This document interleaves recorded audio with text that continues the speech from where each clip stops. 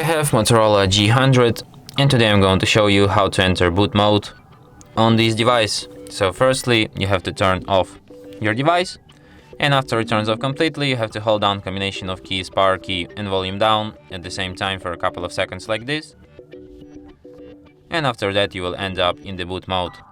Here at the boot mode you can use volume keys to navigate and power key to select, and you have such options as start, restart bootloader, recovery mode, power off, bootloader locks and barcodes. So if you want to quit this mode, you have two options. You can select option start and just restart your device, or you can select option power off and turn it off. So let's restart it.